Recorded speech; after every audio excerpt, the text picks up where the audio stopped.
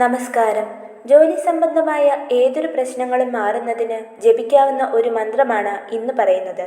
ഇത്തരം കൂടുതൽ അറിവുകൾക്കായി channel subscribe ചെയ്യുക. നമ്മുടെ ജീവിതത്തിൽ ഏറ്റവും അത്യാവശ്യമായ കാര്യങ്ങളിലൊന്നാണ് ഒരു വരുമാന മാർഗം. ധാരാളം ആളുകൾ ഇന്നൊരു ജോലിയില്ലാതെ വിഷമിക്കുന്നുണ്ട്. ഒരു ജോലി കിട്ടാതിരിക്കുക, ജോലിയിൽ സ്ഥിരതയില്ലാതിരിക്കുക, ഉയർച്ചയില്ലാതിരിക്കുക, വരുമാന കയറ്റമുണ്ടാകാതിരിക്കുക, എത്ര കഷ്ടപ്പെട്ടാലും ഫലം ലഭിക്കാതെ ലിസ്റ്റിൽ പേര് വന്നിട്ട് പോലും ജോലി ലഭിക്കാതിരിക്കുക, ടെസ്റ്റുകൾ എഴുതി ചെറിയ മാർക്ക് വ്യത്യാസത്തിന് കിട്ടാതിരിക്കുക, ഇങ്ങനെ പല പ്രശ്നങ്ങളും അഭിമുഖീകരിക്കുന്നുണ്ടാകും നമ്മൾ. ഇതിനെല്ലാം സുനിശ്ചിതമായ ഒരു പരിഹാരമാണ് ഇന്ന് പറയുന്നത്. ജോലി വേണം എന്ന് ആഗ്രഹിക്കുന്നവർ, ജോലിക്ക് പരീക്ഷകൾക്ക് തയ്യാറെടുക്കുന്നവർ ഉറപ്പായും ഈ വീഡിയോ മുഴുവനായും കാണുക. ജാതകവശാൽ കർമ്മരംഗങ്ങളിൽ തടസ്സം നേരിടുന്നവർ അതിനുള്ള പരിഹാര കർമ്മങ്ങൾ ചെയ്യേണ്ടതാണ്. ജാതകപരമല്ലാത്ത പ്രശ്നങ്ങൾ മാറി ശ്രേഷ്ഠമായ ഒരു മാറ്റം കർമ്മരംഗത്തുണ്ടായി വരാൻ ജപിക്കാവുന്ന ഒരു മന്ത്രമാണ് ഇത്. ഈ മന്ത്രം തുടർച്ചയായി 9 മാസം ജപിക്കണം. ഓരോരുത്തർക്കും ഫലസിദ്ധി ഉണ്ടാകാൻ എടുക്കുന്ന സമയം വ്യത്യസ്തമാകാം. ചിലർക്ക് പെട്ടെന്നൊരു ഫലമുണ്ടാകാം, എന്നാൽ മറ്റു ചിലർക്ക് 9 മാസവും പൂർത്തിയായതിനു ശേഷമാകും ഫലമുണ്ടാകുക.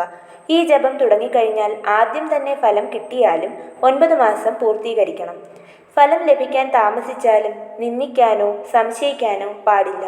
പൂർണ്ണ വിശ്വാസത്തോടു കൂടി വേണം ജപിക്കാൻ.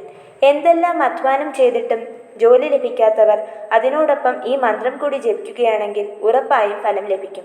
ഈ മന്ത്രം ജപിക്കുമ്പോൾ കുറച്ചു കാര്യങ്ങൾ ശ്രദ്ധിക്കേണ്ടതുണ്ട്. രാവിലെയും വൈകിട്ടും 108 തവണയാണ് ജപിക്കേണ്ടത്.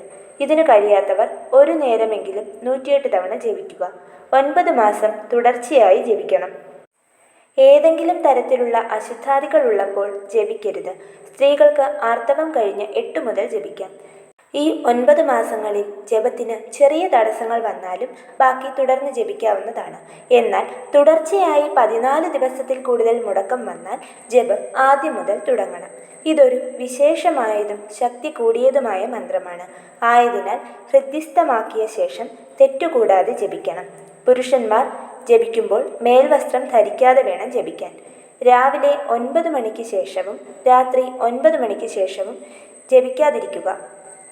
മന്ത്രം ജപിക്കുന്ന കാലഘട്ടത്തിൽ ബ്രഹ്മചര്യനിഷ്ഠ ആവശ്യമില്ല. മത്സ്യമാംസാദികൾ ഒഴിവാക്കാമെങ്കിൽ നല്ലത്. അതല്ല കഴിക്കുന്നുണ്ടെങ്കിൽ ജപത്തിന് 6 മണിക്കൂർ മുന്നേയോ അല്ലെങ്കിൽ 6 മണിക്കൂറിന് ശേഷമോ ആകാം. ഈ മാസങ്ങളിൽ വ്യാഴാഴ്ചകളിൽ മഹാവിഷ്ണു ക്ഷേത്രങ്ങളിലോ വിഷ്ണു അവതാര ക്ഷേത്രങ്ങളിലോ പോകുന്നത് ഉത്തമമാണ്. മാസത്തിലൊരിക്കൽ പാൽപായസം കഴിപ്പിക്കുന്നതും നല്ലത്. അമ്പലത്തിൽ നിന്നും ഈ മന്ത്രം ജപിക്കാവുന്നതാണ്. ഏകാദശി ദിവസങ്ങളിലും വിശേഷ ദിവസങ്ങളിലും അമ്പലത്തിൽ നിന്ന് ഈ മന്ത്രം ജപിക്കുന്നത് നല്ലതാണ്. വിശേഷമായ ഈ മന്ത്രത്തിൻ്റെ പേര് ഗോവർദ്ധന മന്ത്രം എന്നാണ്. ഓം ശ്രീം ക്ലീം കൃഷ്ണായ ഗോവർദ്ധനരൂപായ സർവസൗഭാഗ്യം കുരു കുരു സ്വാഹാ നമഃ. ഇതാണ് മന്ത്രം. ഈ മന്ത്രം വെറും നിലത്തിരുന്ന് ജപിക്കരുത്. പലകയോ മറ്റോ ഉപയോഗിക്കുക. തൊഴിൽപരമായ എല്ലാ തടസ്സങ്ങളും മാറുന്നതിനായി ആത്മാർത്ഥമായും പൂർണ്ണ ഭക്തിയോടും ഈ മന്ത്രം ജപിക്കുക.